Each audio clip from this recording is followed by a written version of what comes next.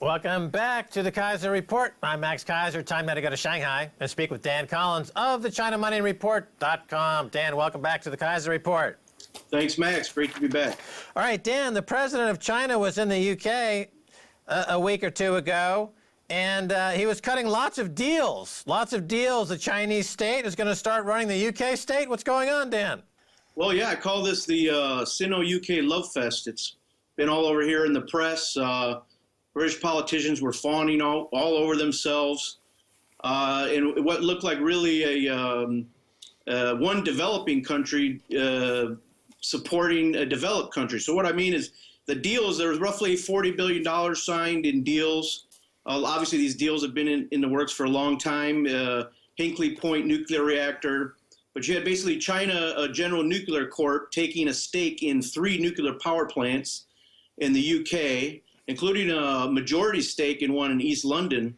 So it's really massive investment. You know, you combine this with out of Hong Kong, the Li Ka-shing, the billionaire, he bought a few years ago, he put in $10 billion into Britain's nuclear electricity infrastructure. So you basically have a Chinese takeover of the British electrical system. It's not stopping. Electrical and power generation system won't stop there. UK is asking for help with high-speed rail. So, I mean, it's really, we've come 360 in global politics now when the UK, you know, they have to go to South Korea to build Royal Naval ships, and they have to go to China now to get power generation and high-speed rail. The idea of privatization in the UK means selling state assets to communist China. Yeah, that's the dichotomy, is that the China General Nuclear Corp is a state-owned company.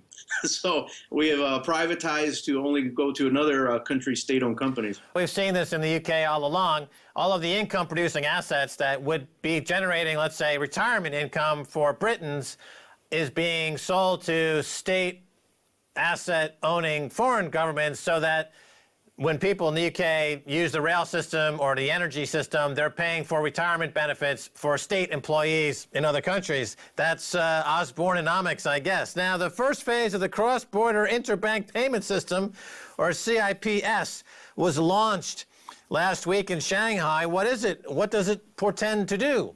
Well, this is just one more of the tools that is going to internationalize the renminbi. They call it the CIPS, as you just mentioned. What they're doing is to clear RMB globally. You used to have to do it through quota systems in London, Singapore, Hong Kong. Now Shanghai has set up a system that will work with global financial institutions all over the world to clear RMB. So what's going to happen and continue happening is you'll have more goods that are exported out of China will go from being settled in dollars to renminbi. It's one more aspect of what I've talked about on your show here, Max, for a long time, is the rise of the renminbi, which is also combined with the rise of the petro-yen, which will replace the U.S. dollar as the global reserve currency. It's a simple proposition. The renminbi, China is the world's largest creditor nation, world's largest trading nation, world's largest GDP on a PPP basis, but soon to be in an absolute basis. That equals the world's reserve currency. You know, its competitor, the dollar, is racked with, is no longer, as countries no longer competitive in any manufactured consumer good, $19 trillion debt and counting, massive money printing. You know, this is its competitor. So we're not right now living through the transition from the dollar as a reserve currency to the renminbi replacing it. And this CIPS system is just one more tool in the tool basket to internationalize RMB. Let's ask about China. Is been a massive seller of U.S. Treasury bonds over the past quarter or two. They've also been buying many tons of gold. Can you highlight what's going on here, Dan? It kind of came of a shock to the selling down of U.S. Treasuries this quarter. You know, someone who's written about China for you know, over 5, 6, 7 years now, and living here 17 years. I only wrote about increasing currency reserves out of China. Every few months you had to adjust it. It's 1.2 trillion. Now it's 1.8 trillion. Now it's 2.5 trillion. So China went up to about 4 trillion in currency reserves, stopped really adding to that after the financial crisis 2008 and stayed pretty flat. And then this third quarter, they've started selling. They went down half a trillion dollars. They went from 4 trillion down to 3.5 trillion. A lot of that was to back up the RMB against speculative currency attacks. The renminbi has risen 18-20% against the euro, the Japanese yen. So there was a lot of bets put in place to try to sink the Chinese currency, but they have strongly defended it and they're not going to give in to speculative attacks. And they put their money to use, which is what it was there for. So that's mostly subsided now. The outflows last month were pretty small, about $20 billion of U.S. Treasuries. But that is in their tool basket. They can sell down those massive reserves that they have. And they're buying gold too, right? Yeah, absolutely. The gold buying has always continued. It's roughly flat this year, but it's going to be over 1,000 tons. China's been the world's largest gold producer for 10 years, roughly 400 tons a year. That has peaked, and it's actually contracting. The Chinese cannot mine any gold. It's starting to contract. It stopped growing. So the imports are actually going to be increasing. And all of those reserves are going into state-owned banks that are not representative of the total central bank holdings when people look at it. But my expectation is China probably has somewhere nearing 5,000-6,000 tons of gold that's not reported because it's held in the state-owned banks. All right, so Dan, there was a spectacular near vertical run-up in the Shanghai Exchange in the past 24 months, followed by an equally spectacular summer stumble. What's the latest there, Dan? Well, China has vigorously defended the stock market. We are up today, year to date, around 49%. Shanghai Composite's roughly 3,400 today. Still, as I mentioned, still up 40-some percent, 49% today. What we're down significantly. As you said, the market ran up 150%. Then it crashed down below 3,000. And then the Chinese government stepped in, started buying. That sent a signal to everybody: is don't fight the Chinese government. The market's rebounded again. What we learned by all this, keep in mind for the listeners. At 3,400 today, in 2007, we were at 6,000. So we're still not even near recovery point from the pre-crisis 2007. And in that time, the Chinese GDP is up from 4 trillion to 10 trillion.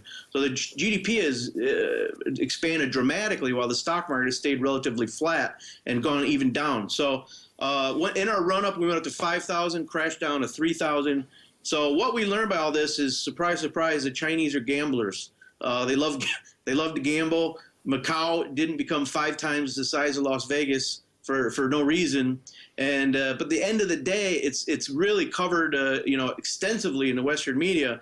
But the percentage of Chinese households' assets in the stock market is very insignificant. It's not like 401k systems they have just kind of their play money in the stock market. So, of course, there's some people that gamble it all and lose it all, and those guys have been highlighted in the press. But at the end of the day, it is a black eye on the Chinese government. They want to keep it somewhat stable. But here we are. Where it's going to go from here is really hard to tell. You mentioned Macau there, the gambling hub in China, and over the past 2 or 3 years, there's been a huge drop-off in traffic to Macau, tied, I believe, to the new leadership in China, which is taking a new direction. Can you talk a little bit about that? Xi Jinping put in the program to go after the, quote, tigers and flies, all the corrupt government officials, which continues. I mean, thousands of government officials have been arrested here. All of a sudden, the Macau money laundering system dropped off real quick. And yeah, absolutely, the revenues are down probably 20-30% in the last year or two. Dan, commodity prices and shipping rates suggest there's been a slowdown in China. What do you see locally, and how do you compare the mood to what you saw in the U.S. when you were in the U.S. a few months recently? How would you compare the two, Dan? Well, absolutely. Commodities have crashed. You got iron ore at $50, $52 a ton today, probably going prediction to be low 40s. It was at 160 a few years ago. Copper's down dramatically. Every basic, but most of these commodities are linked to steel production. Steel production in China, they make more steel here in 6 weeks than the United States makes all year. I mean, the productive capacity of steel has gotten way out of hand here. And that's due to a lot of local governments' pet projects putting in steel capacity. China has really become two markets now. You got the old fixed asset economies, the steel, the cement. If you're in these types of industries, you're actually contracting. These guys have peaked, and it's going to start declining. They're continuing to try to prop up the productive capacity. But look, China has already built 100 new international airports, the world's largest high-speed train system. It's built 20 new New York cities in the last 10 years. It's not going to continue at that pace. So if you're on that side of the fixed asset economy, you are struggling. If you're in the e-commerce side of the economy or the service sector, these guys are still booming. China became the world's largest box office this year. Restaurants are all full. So there are factories closing, but there are also a lot of opportunities as China's moved to a middle-income country, which we're all witnessing happen. All right. Now, speaking of shopping, so finally, what is Golden Week, and what is the data about it showing about the state of the consumer? It's a kind of a follow-up on that last question. Yeah, well, to back up the numbers on the consumer economy, which is going to be really the next driver of the Chinese growth story, Golden Week is a one-week national holiday. And it was basically Chinese go shopping at that time. The numbers this year went over 1 trillion RMB, first time it achieved that. It's up about 11% from last year. So it shows that private consumer spending is still continuing in positive space in China. Of course, all this growth has resulted in a big ecological problem. Is the government doing anything on that? I mean, we see reports about folks having trouble breathing in many places. There's like 50-lane highways that are backed up for 5 days or 6 days at a time. Is this going to continue at this rate, or is it going to ebb at some point? What are your thoughts, Dan? The environment's a disaster here. I mean, it's an absolute disaster. The air is really unbreathable. It has improved somewhat, but as long as China continues to use burned coal at the rates they do, which provides about 80% of the electricity here, then they're going to continue to have a problem. Cities are log jammed with cars, like you said. But this is where this end of the fixed asset investments is going to hopefully change things. All right, Dan, we're going to have to cut it off there. Thanks again for being on the Kesier Report. Thanks, Max. All right. That's going to do it for this episode of the Kesier Report with me, Max Kesier, and Stacey Herbert. I'd like to thank our guest, Dan Collins of the ChinaMoneyReport.com. If you'd like to get in touch, tweet us at Kesier Report. Until next time, bye, y'all.